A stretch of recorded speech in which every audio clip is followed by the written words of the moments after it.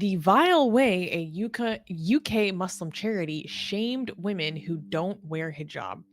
A newly registered Islamic charity in the United Kingdom, the One True Message Foundation, or OTMF, is under fire for a viral video comparing women who don't wear hijab to unwrapped sweets, sparking outrage online. In the video, OTMF trustee Faisel Qarni states, I have two sweets, yet one, I open the wrapper and I throw it on the floor, yeah, and I tread on it a little bit. I'm trying to do a bad accent. The other one, I leave it in the wrapper and I throw it on the floor and I tread on it. One's in the wrapper, one's not. Okay. I pick up them both and I say, take one. Which one are you gonna choose? And then the person goes like, well, the one with the wrapper. And he's like, case closed. Case closed. The National Secular Society and other campaigners have called for the Charity Commission to revoke OTMF's charitable status, with National Secular Society campaigns officer Alejandro Sanchez condemning the video as deeply misogynistic, stating, quote, the law as currently implemented allows charities registered under the advancement of religion to spread misogyny with impunity. Maryam Namazie of the Council of Ex-Muslims of Britain added, this is exactly why modesty culture is an extension of RAPE culture.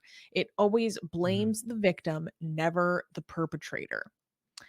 Um, so we Mm. actually have the video this pulls from, and then I can give a little bit more context about what's going on. Or should I give Mm. context first and then I can, because I feel like if we watch the video, we're gonna dive into his statements, Okay, right away. context first. Okay, so a little Context bit of first. context is this is a newly registered charity in the United Kingdom. I can't remember how new, but fairly new.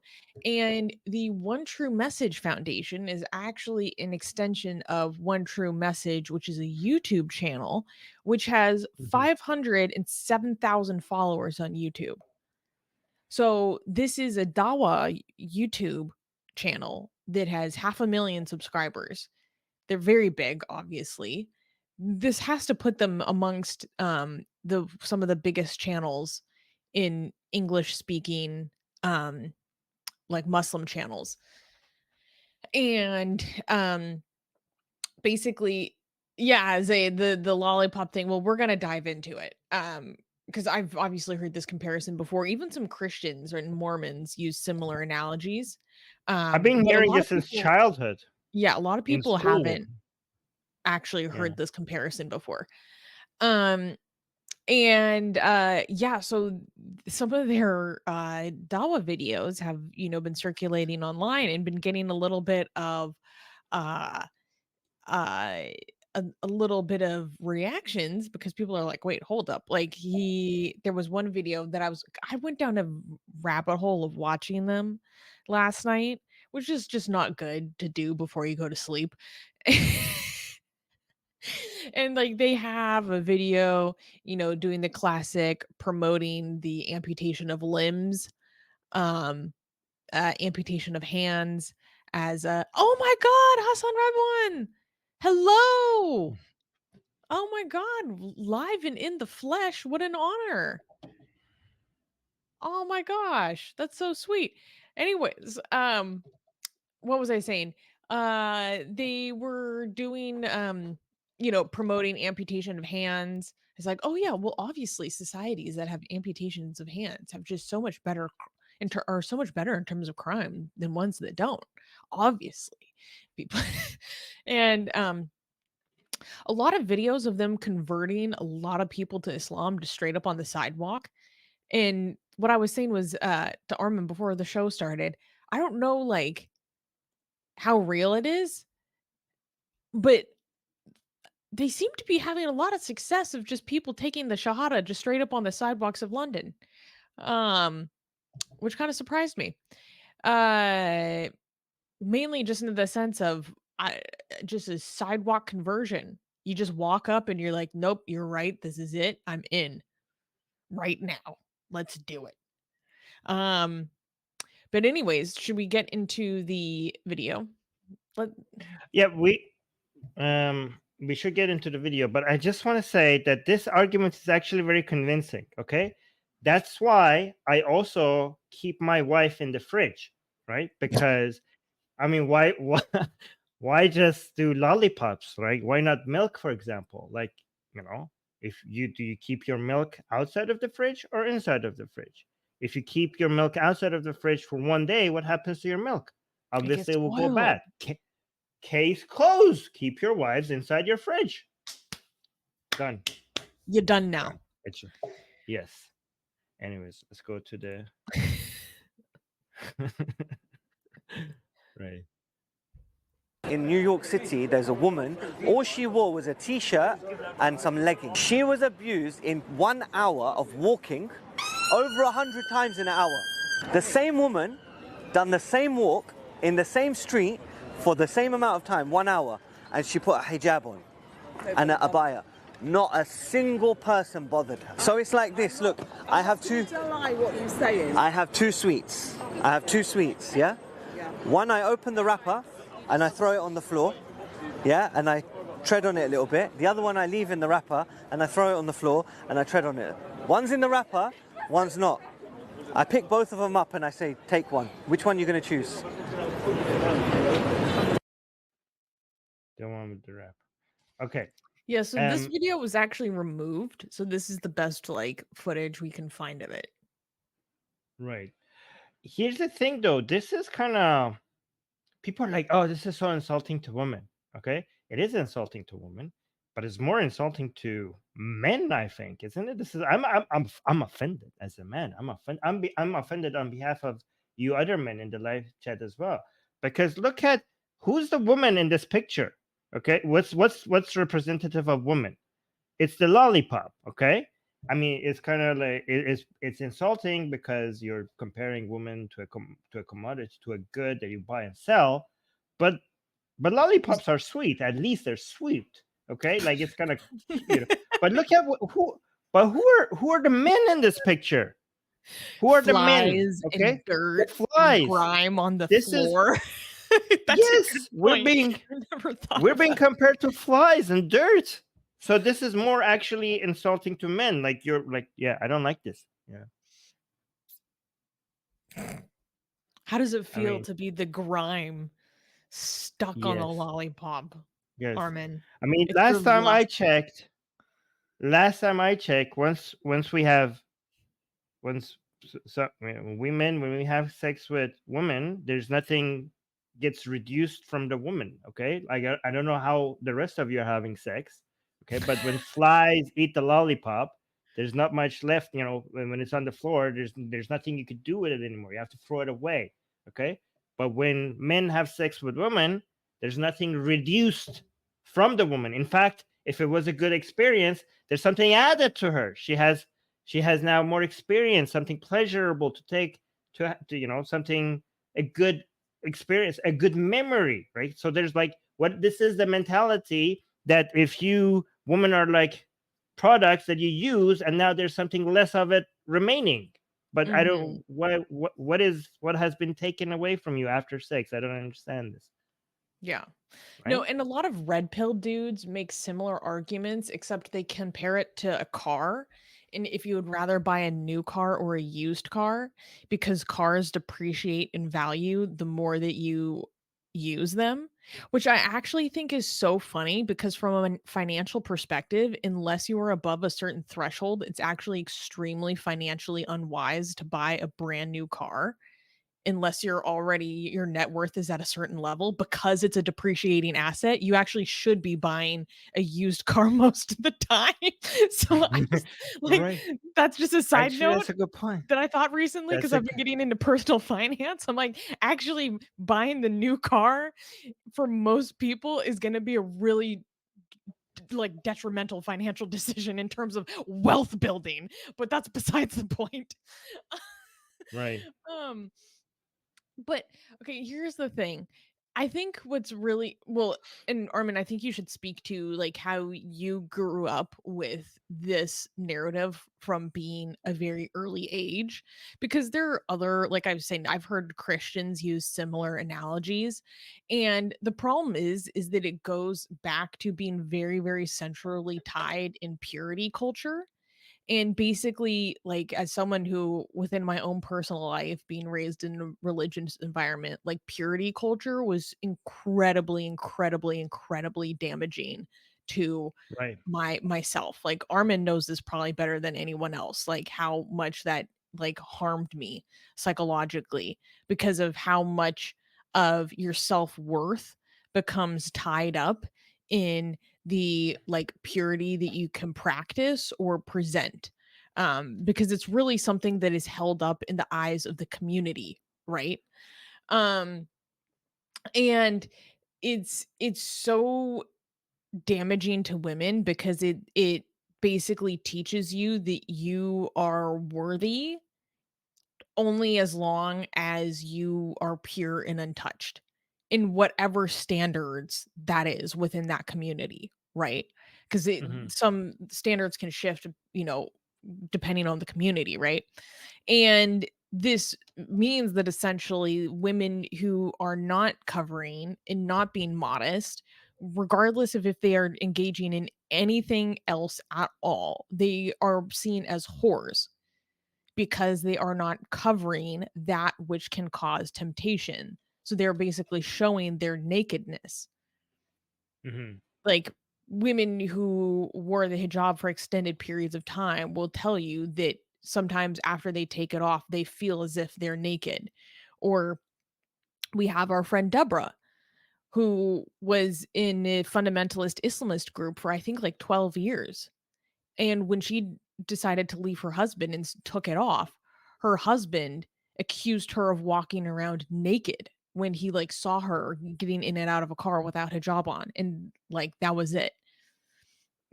And what people don't understand about hyper modesty culture is they think that because a lot of the argumentation is that this is actually more dignified for women because Hmm. Western culture apparently loves to sexualize women in every capacity.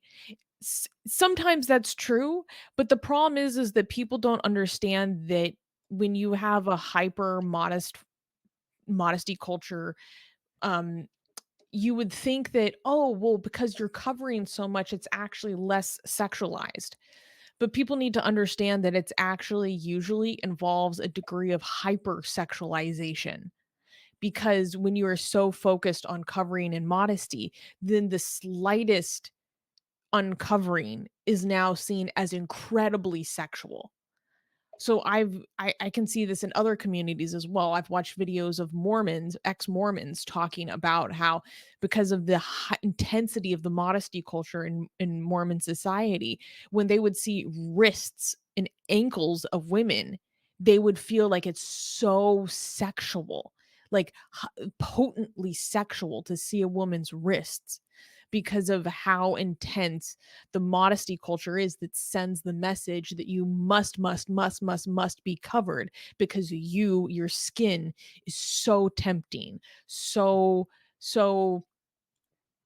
sexual, so unclean in a sense because it causes these thoughts. I don't know if am I making myself like clear with what I'm trying to explain?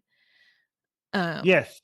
Yes. but then you go to other Okay. societies I where they don't have these standards, and men and women are walking around in various levels of being uncovered, and you will find that society has not fallen into chaos.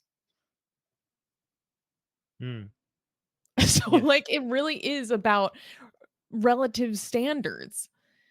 Because in societies where it's normal to be in whatever state of undress, if you want to call it that, the entire society has not fallen into chaos and fitna. Like, it's normal to them.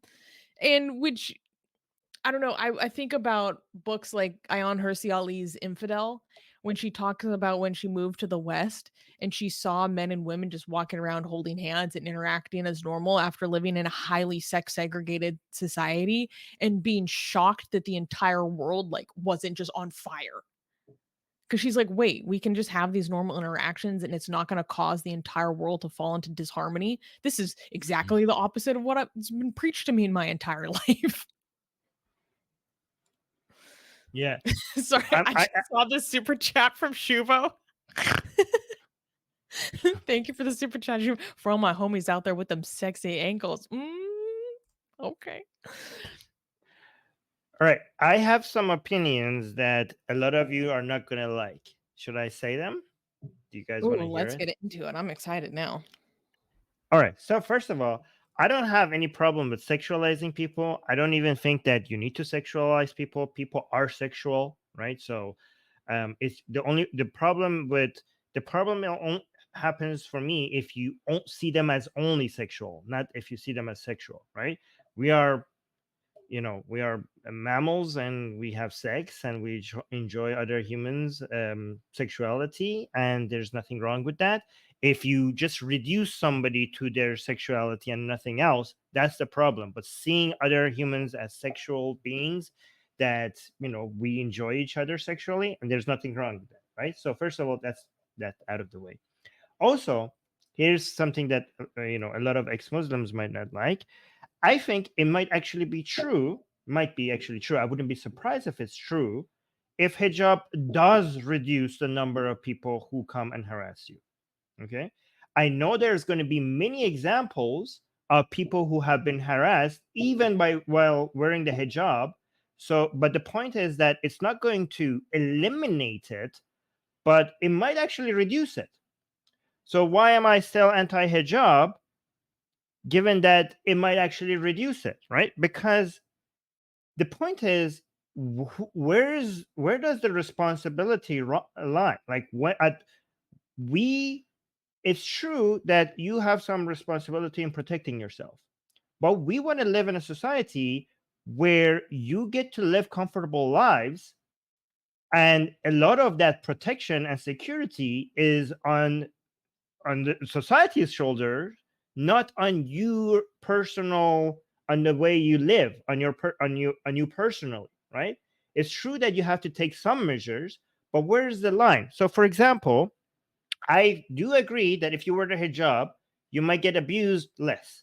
However, I also agree that if you wear a metal armor, right, you will get abused probably even less, and maybe wear a metal armor and carry a sword, right? I'm sure a woman who wears a metal armor and carries a sword, will get abused or harassed less often than one doesn't, right?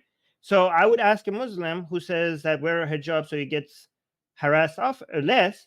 Would I like, okay, why not? Why not go? Why not, well, just a hijab? Let's go even more secure. Even if it's hot, even if it's under the sun, women must wear a metal armor and carry a sword wherever they go. And if you, as a Muslim, say, well, that's too much, so then you agree with the principle that there's a line. There is a line where we cannot ask people to do everything to protect themselves, and the responsibility is on society to provide that security. And you should be able to live convenient lives where you get to choose what you wear yourself, what you are happy with, and not given not. This is basically kind of negotiating with terrorists. Like, just because people who harass you and abuse you are a threat, you shouldn't have to change the way you live to give in to their threat. It's the government, it's the police that has to stop them, so you get to wear whatever you want to wear. It's not you that you have to change your life, it's the government that has to stop them. Does that make sense? Yeah, so you're basically arguing that you're like, okay, let's assume that there might we're giving the hypothetical that there might be Right, some reduction in harassment if you do dress more modestly. Let's just assume that that's true for the sake of right, argument. If even if that was true, that doesn't make it okay. That shouldn't right. be upon the responsibility of the Yes, individual to avoid right, harassment. There should be yes. mechanisms within the society that protect the vulnerable from harassment or physical assault. I That shouldn't give away my right to be able to wear what I want, to be able to feel the sun on my skin, to feel the wind in my hair, to also be sexually attractive if I want, or not to be if I don't want, right? I shouldn't Mhm. give all of these away because there's a threat. Okay, because if that's the case, then why would we even have a police or an army? Everyone in security will be their own personal responsibility.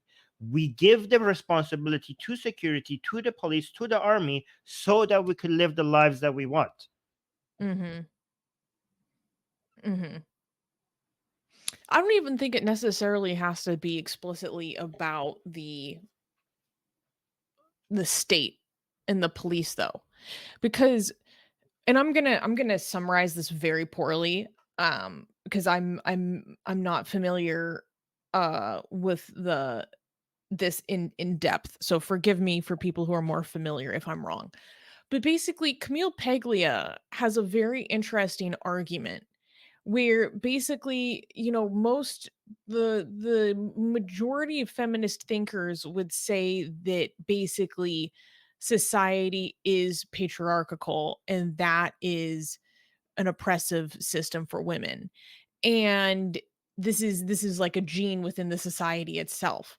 But Paglia kind of flips it on its head and says that actually it is society that civilizes and protects women from barbarity. Mm-hmm. Yes. And so it's not actually that society is patriarchal and that is the oppressive force within on upon women. It's that society is actually the protector of women.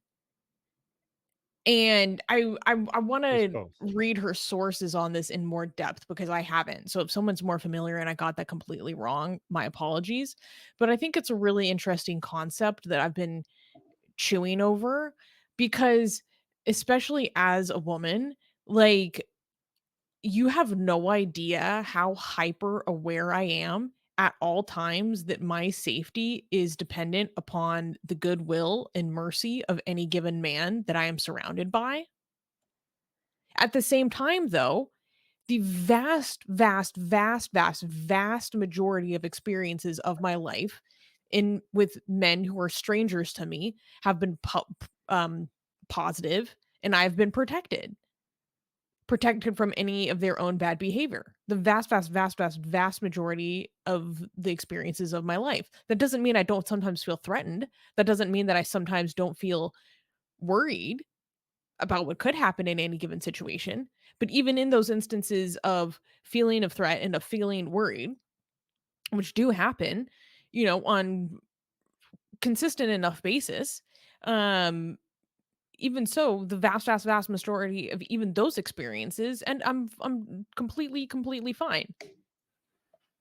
So I don't know if my point is entirely clear, but I'm saying that it is actually like a marker of the society to the extent to which it is reflective of the positive nature of the men within my society that I Mm. am protected and stay safe in the you know, with the exception of maybe a few like tiny amount of experiences in my life. But besides that, Yeah, I mean, they have been primarily positive. And I think that yeah, should be the litmus test. To what extent does the society protect women from barbarity? yeah. I mean, that's true with all things security related. It's always a very small minority that ruin everything for the rest of us. But the problem is that it doesn't take much to cause instability, chaos, and insecurity. Like if it Mhm. goes, we need that number to be less than, just making one, a small fraction of 1%. Because if it gets to 1%, that's just too much, right? Because society relies on many people abiding by the laws, because even a small fraction could cause a lot of chaos. So yeah, so we need both. We need um a lot of good people, but we also need force. Like it's a Oh, mix of both. 100%. Yeah, yeah. But I'm saying that the force of the state can only be present Mm. in a minority of interactions. Yes, so it's Usually a by mix the of time both. that's The called upon, solution, something has already happened. yes, so it's a mix of both. So it's a mix of force, but also high numbers of people who are not like that. Yeah, but I agree. Mhm. I agree. It's a cultural thing. Yeah. Yeah, and a huge Um. part of that is there an attitude that dependent on how a woman is dressed, she's essentially asking for it or not? Is that a widely Yeah. held belief or not? Yeah. In So it's interesting cultures that because in heavily countries where we promote modesty, the idea is it goes back into our APE culture. yes, It's like it's how modest interesting. she is a Let me make signal this of point. how available she is, Let and me she's make this point. needed. Yeah. In societies where you have more hijab, you also have more RIPE, but this is not because the hijab necessarily doesn't work. It's because the main influencer, as Susanna mentioned, is the culture, right? So if you want to protect women, you need to have a superior culture instead of wrapping women. You could see that even if hijab was and had an influence on reducing RAPE, the difference in culture has such a higher impact that in countries without hijab, you have less RAPE than in countries that have hijab, because the culture is not what you need to fix, not what your women wear. So yeah, you're right. Actually, it's security. So I mentioned police and security, but the main difference maker is the way what people think and their culture and their values. That's actually more important than even security. Yeah, you're right. Oh, totally, because in countries where it is more common for women to be very, very covered, like, you still see a high degree of harassment and assault, depending on if it's a, um what's the idea that I'm trying to express? Well, there's always gonna be people that are opportunistic to do horrible things if given the possibility. Yeah. But, what was your experience of, like, being raised with this kind of propaganda when you were a kid, Armin? Well, I mean, I was raised with a completely polar world. I was like, when you go to school and turn on the TV, everything is pro Islamic, pro hijab, pro like Islamic standards and rules. And you come home and it's the exact opposite of that, right? And it's not only it's opposite of that, it's aggressively opposite of that.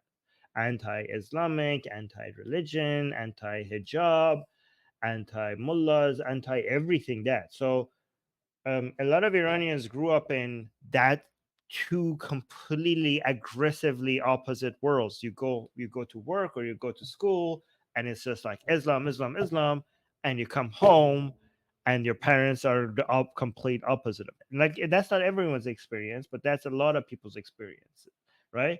And that's why a lot of people become political in Iran from early age, because they're not they see two different ideologies from early childhood that they're both exposed to, and two aggressively opposite of ideologies that are fighting each other. So you understand that because if you're born in an environment that everybody's saying the same thing, you just go with the flow. But now that you're born in an environment where there's two competing aggressively opposite ideologies, you're like, okay, you become aware of different narratives, and you also become aware of the different arguments on either side, and you become extremely political from childhood, because either you have to pick a side, right, and then you have to be very aggressively against the other side. So yeah, I mean, when I went to school, you had all this propaganda, and I guess the propaganda with regards to hijab, because boys and girls were different, and we didn't hear much about hijab in our school. I think like the whole points of hijab propaganda were mostly heavy in girls' school, like but we didn't hear much about hijab in our upbringing, because we were completely separate from the girls. Wait, this just reminded me about some propaganda that the Iranian regime put out like last year. Do you remember this? And it was targeting not women, but it was targeting men who let their wives go out without being entirely Yes. covered. Like men that Oh let my their god, let wives me leave the find house without chador. the And it was data. it was showing like a couple's portrait, right? You know, like a classic Yes. couple's portrait, except the man just was a potato. Let me see if I could Oh my find it. god. I I hope w I could find it because just oh, I did find it. the potato husband was so funny to me. Like, and I Uh, guess the and it the was on. message is that a man that doesn't have that honor, you know, he does not he doesn't have that. Well, we don't have a perfect translation for the word in English, but what the It's on a billboard. gel j- jealous zeal is kind of how we translate girat, which I can't pronounce right, but the potato husband. Look at this impotent husband. Look, So she's even wearing the hijab. It's just not like the this is on a chador. billboard in a city. So this is the actual image, right? So like is comparing the man who's leading his wife to come out like that with makeup and her hair showing. So like you're like, oh, you don't care. You're like a potato. But like they actually, oh, ahsantum. What the hell is this? So he's saying like, good job, because he is a good man. He's making sure that his wife is fully covered. But this is obviously not a good husband. He's a Potato potato. husband? Question mark. Oh yeah, there's a question mark. Oh, so this okay, this yellow parts is not part of the um not part of the billboard. Somebody added this Oh, the, okay. the yellow yeah, so somebody, this is like some Arab person added this to the billboard is Iranian. Some Arab person took a picture of the billboard and added this yellow font on top of it. Right. Oh my god. Love the potato husband. My king. My Yeah. king, Mr. Potato. The last thing I wanted to say on this story was that this is part of the reason why I get so disgusted when little girls that are children are wearing hijab. Mm. Because this is what you're teaching them. And again, it's highly sexualizing. It's highly, highly sexualizing and it's gross. Armin, do you remember that one time we were traveling and we saw like a family and there was like a tiny girl, like 6 years old, probably in like another daughter, like 7 years old, and they were all wearing the hijab, like all covered. Yeah, I remember I that. Yes. Do you remember how strongly I reacted to Yes, I was like, "Oh my god, Susie, calm down." Oh. that? It just really makes me upset. There's Yeah, this it one really girl who's upsetted like, you. I remember that. yeah, there was this one girl who's like an influencer in Indonesia and is literally a 2 or 3-year-old girl, and her parents cover her entirely in the niqab. Yes. It's so freaky. It's so freaky. Here's a very important argument. I want you to pay attention to this, okay? So a lot of people are sexually attracted to hijab, right? So what is a woman to do? If you see a man that is sexually attracted to hijab, is the Islamic way to take off your hijab? If you come in front of that person, like what are you supposed to do? Because if the whole point of hijab is to reduce sexual attraction, Yeah. then Islamically, if you know that the man that you're in front of is attracted to hijab, then you should take it off. Maybe go fully naked. Huh? What do you think? So Yeah, I mean, somebody you have a point. We that's a big thing, by also the way. got Yeah. a super chat Yes. from Bar Mustel. Thank you for the shekels, saying Mohammed Blibbity Bop, women are candy nonstop.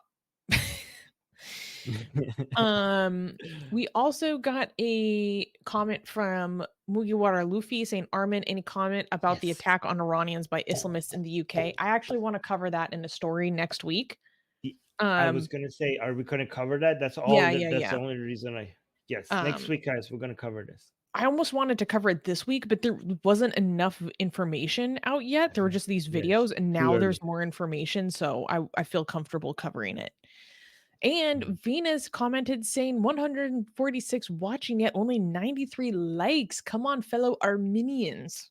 Stop Mhm. being lazy. Get So- your tush to that like button. You took us. Get well, that there, took us on the like there button. there's 555 people watching, most Oh, of them on Twitter. I'm gonna call it Twitter. I'm not gonna call it X. Okay, 215 on YouTube. So guys, make sure you like the stream so that more people end up watching the stream. If you like it, it actually gets in front of more eyeballs. And people on Twitter, please come to Atheist Republic on YouTube and watch our shows there. Subscribe to our channel there. Watch our shows there because you could get to be part of our live chat. There's a lot of activity right now. People are talking in live chat, and then you get to like our stream so that more people watch our videos too. So come over here, hop over from Twitter to YouTube. Yes. beautiful. And Master of Darkness is asking if you're going to be on the Atheist Experience Center Yes. Yes, I today. am. Yes. Yes. Oh, nice. Okay. So let's move to the next news. All right. Do I have the right one up? Yes, I think I do. You do. Fantastic. Next news, anti-Islam message on pizza receipt leads to police investigation in Malaysia. Authorities in Malaysia have launched an investigation after a Domino's pizza receipt containing a derogatory message mocking Islam was circulated online.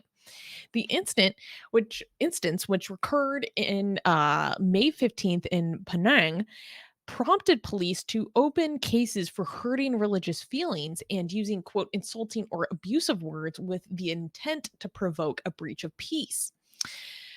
Superintendent Kamarul Mizal Janal stated, quote, we urge the public to refrain from speculation which could threaten public order.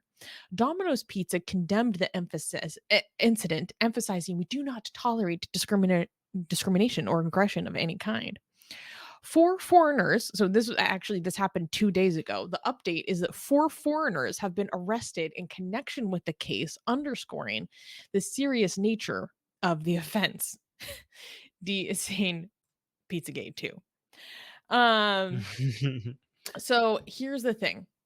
I oh my gosh. This is so funny. So I was like, what happened? What was the so Armin, please bring up the show notes of the image I wanted you to show. So I did a little bit of digging because and zoom in a lot. Um the news was not saying what the insult was. So I did a little bit of digging. Wait, no, you're gonna have to, yeah, like really zoom in. Can you? Yeah, there we go. So here's the thing. So I guess they had like some delivery notes or something that they left on the receipt so that the pizza could be delivered to them easier. And this is what it said. So I was like, what did they? Because a lot of times when there's these accusations of blasphemy, I can't find what was said, right? Because it wasn't reported. I did some digging and I found it. It says payment required. And then the note at this noisy place with stupid moaning sound like having sex every day. Stupid Islam. So I think what they're trying to communicate is that they are near a masjid.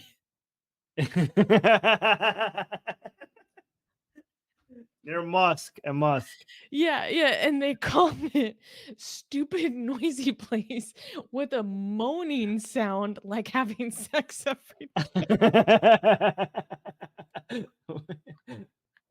Wait, I that don't sounds know. like the person who ordered the pizza put it there. No, not the person who delivered the No, pizza. exactly. Is The that? person that made the order put in this note. Yes. Yes. And So apparently, just follow the allegedly, azan. yeah, they're foreigners. And so obviously these foreigners were Oh, not the loving the sights and sounds of being located near the local mosque. Wait, should I bring up the adhan and we could listen to it and see if it actually sounds like that or not? Like, do you want The to? funny thing is that um I when I was looking into what the insult was, I was not expecting this. Last night I just Yeah, burst out I was. laughing. Yeah, I was thinking, why would they put? I was thinking about why would they put it? Why would they insult Islam on a pizza order? Now it makes a lot of sense. They were just giving you instructions on where to deliver the pizza to. It's just like just follow the sex noises. Yeah, just go look for the moaning noise.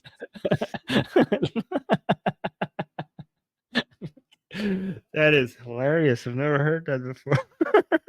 Stupid.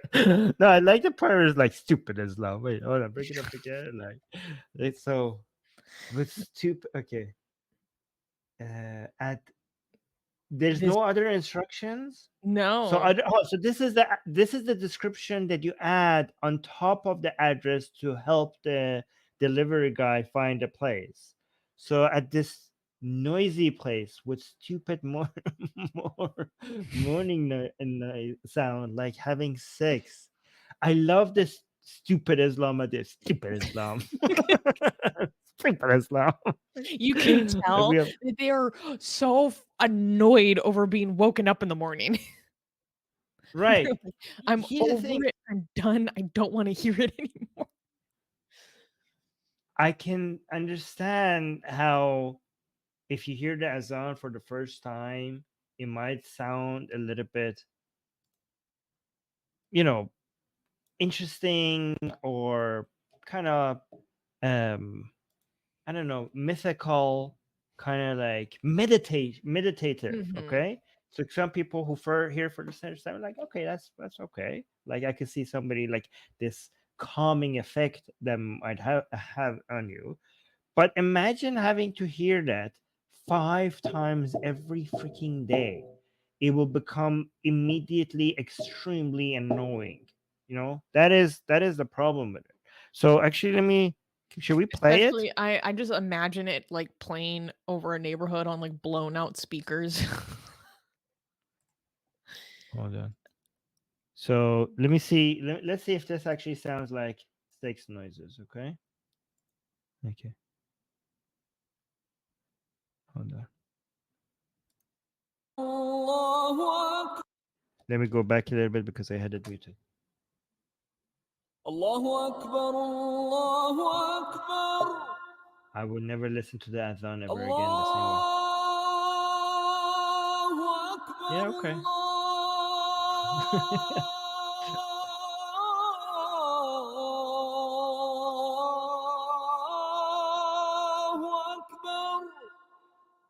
That's a very good come. Like if that's sex noises, this must have been really good. Heavenly. Heavenly orgasm. Yeah, I could see why somebody would think that. Yeah. All right. Oh my god, Zayd Right. is I live in a neighborhood with more than 10 mosques, and there's one right next to my window. Oh no. I Oh would no. lose my Oh mind. no. I'm so sorry, Zayd. I'm so sorry. I would lose my mind. I would lose my mind. I Armin has seen how grumpy I get when my sleep is interrupted. I'm a straight up Right. bitch. And if this was like a permanent fixture of my life, I fear that it might get taken out on the people in my life. I think if Uh, that guy was staying at an Airbnb, the Airbnb guy should have said that like there's a mosque next, like that person should get like a bad review. Like there needs to be, like I feel like I'm creating a story in my head. Like this guy, this is a foreigner staying at an Airbnb next to a mosque, and they're pissed that because they have to listen to the azan. When I went, can I tell you a story? When I was a kid, we went to Dubai, and I was shocked to hear the adhan. First of all, in Iran, you okay. hear the adhan 3 times a day, not 5 times a day. Okay, Mm, because the Shias are lazy. This is something that the Sunnis hate the Shia for, because they have reduced the 5 time prayers to 3 prayers a day by mixing them together. Right, so 4 of the prayers are mixed together, so you have to pray 3 times. So less azan during the day, so that's an advantage. But also, I was shocked when I was in Dubai because this was a Sunni country. The UAE was a Sunni country, and they didn't have So you say Allah. It starts the call to prayer says Allahu Akbar, Allahu Akbar, and then part of it says Ashhadu anna Muhammadar Rasulullah, which means I testify that Muhammad is the prophet of God, and then it follows by saying Ashhadu anna Ali Waliyullah, and they didn't have that. I was like, Oh my they god. skipped a part. When I was in Dubai, I was like, oh my god, they skipped the Ali part. How like this azan is missing the Ali part. How is the Yeah, like Ali. yeah. Like the Hassan didn't have Ali. Yeah, so that was weird. As a kid, I was How shocked. could they? Yeah. How could they? They don't understand his sacrifice, his purity. Yeah. Angie Unier gave a super chat. Thank you, Angie. Saying Islam tries to look good until someone said something bad about me and then goes on a tantrum. Yeah. Self-criticism is not a strong point. Do you know who makes the most amazing, gorgeous, and other adjectives that I can't use here on YouTube, blasphemous art ever? We do! And for some reason, we are giving it away for free. Download them now using the link in the description before we change our mind.